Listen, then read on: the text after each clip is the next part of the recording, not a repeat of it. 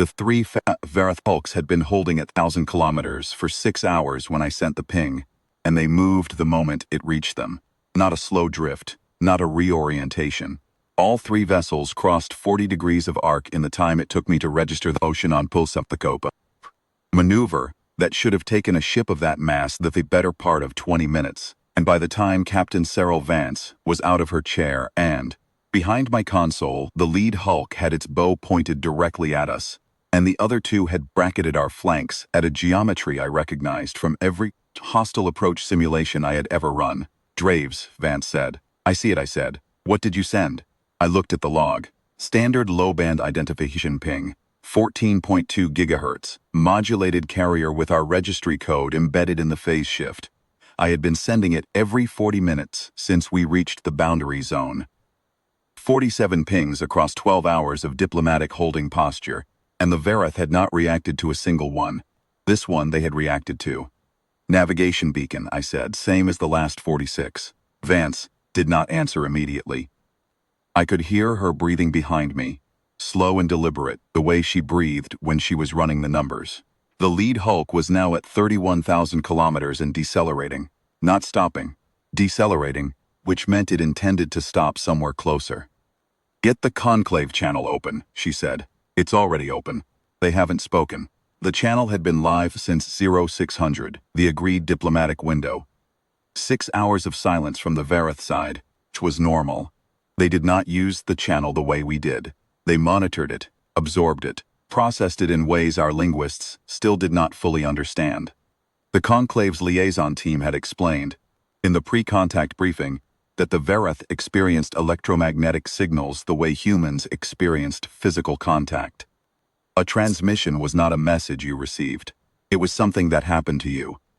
I had noted that in my pre-mission file, and then not thought about it again, the way you note a thing you don't know how to use yet. I was thinking about it now. The lead hulk stopped at 22,000 kilometers. The flanking pair held their bracket. Whatever triangle they had formed around us was not accidental. The angles were too clean, and I spent 30 seconds trying to identify the geometry before I realized I was looking at a targeting solution. They had placed themselves to ensure that any return fire from the Ardent Meridian could reach at most one of them before the other two responded. They were not attacking. They were positioned to survive an attack from us. "This is defensive," I said. Vance leaned closer. "Explain. They think we targeted them. The formation is a survival spread, not an assault bracket. They're preparing for us to fire." The channel crackled. Not words, a tone subsonic and layered, the kind of signal the Verath used as a precursor to formal address. Translator system took 4 seconds to process it and printed a text render on my secondary screen. "Ardent Meridian, you have broadcast the acquisition signature. State intent or, we will treat this as a declaration of terminus." I read it twice. Vance read it over my shoulder. "Acquisition signature," she said. "They think the ping was a targeting lock," I said. And as I said it, I understood exactly why. 14.2 gigahertz, phase-modulated carrier, narrow-beam directional transmission, a civilization that had evolved its entire military doctrine around signal reading, that experienced electromagnetic transmission as physical touch. A narrow band, phase-modulated carrier pointed directly at your hull from 40,000 kilometers was not a greeting. It was a hand around your throat. We had been doing it every 40 minutes for 12 hours. We had been doing it to every ship we passed in approach transit for the last 3 weeks. We had been doing it in this star system since the Aldrin survey first charted it 11 years ago, painting every rock and vessel and debris field with the same casual continuous identification architecture we used, because we needed to know where everything was, and we had built our spacefaring infrastructure to answer that need, and it had never once occurred to anyone in the entire history of human deep space operations that the frequency we used to find our way around might sound, to another species, like the most precise and patient weapons lock they had ever encountered. I opened the response channel. "Conclave lead vessel. This is Commander Elin Draves, Communications Officer, UES Ardent Meridian. I transmitted that signal. I need to show you what it is. Please do not fire." Silence. The tone precursor came again, shorter, higher. The translator rendered it. Demonstration accepted. Transmission window 60 seconds. Exceed this and we fire 60 seconds. I pulled the full signals architecture schematic from the navigation database, not the military overlay, the civilian infrastructure document, the one that showed every beacon, every relay, every identification ping and survey transponder and lane marker we had placed across the systems we traveled. 40 years of accumulated breadcrumbing, hundreds of thousands of individual transmitters, all running at 14.2 gigahertz, all phase modulated, all painting everything around them in the same continuous bath of signal, because that was how you kept ships from flying into each other in the dark. I compressed it to a 40-second burst and sent it on the open channel. Then I sat and waited. Vance did not say anything. Neither did the 6 other people in the communications bay. Someone had killed the ventilation hum at some point, and the room was very quiet. The conclave channel stayed open. I could hear the Verath signals underneath the carrier. Not sounds exactly, not in any register human ears were built to process without filtering, but the instruments caught them and rendered them as a low, continuous texture of overlapping tones that had been shifting since the hulks moved, and were shifting faster now. I had learned, in the briefing, that this was what Verath command communication sounded like from the outside. Not words passed between officers, but a simultaneous, collective processing of incoming signal that the whole command structure participated in at once. They did not discuss what to do. They felt it out together, each one's reception feeding the whole, until a consensus emerged that was less like a decision and more like a tide, turning. The tones ran for 4 minutes and 11 seconds. Then the lead hulk began to move, and my stomach dropped before I registered that it was moving backwards. The flanking pair followed, not the survival spread geometry anymore. A loose column, withdrawal speed, the kind of formation you used when you had decided not to fight. The lead hulk's targeting geometry dissolved off my scope as it rotated away. The channel tone returned. The translator took longer this time. When the text rendered, it was shorter than I expected. Your roads are built from our weapons. We had not considered this possible. We will require time. Do not transmit on that frequency within conclave space until protocols are established. This is not a refusal. This is an adjustment. Vance exhaled slowly behind me.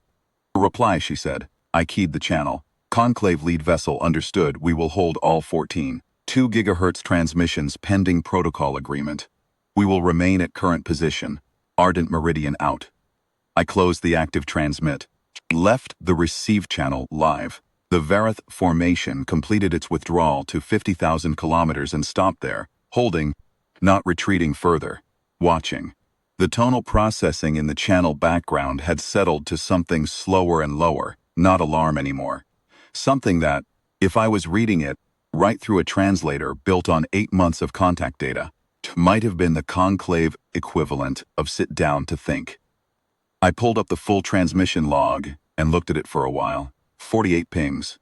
I had sent 48 of them, routine as breathing, and everyone had landed on a species that felt it the way you feel a blade held against your skin.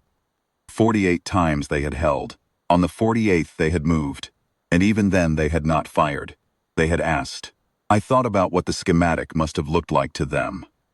Not 48 pings, but 40 years of infrastructure. Hundreds of thousands of transmitters painting the dark. All of it humming at the same frequency, covering every lane we traveled, every system we charted, every rock we pushed out of a shipping corridor. The full picture of what humanity had built in the centuries since we first left our own system and started moving through the dark and needed, simply and practically, to know where everything was.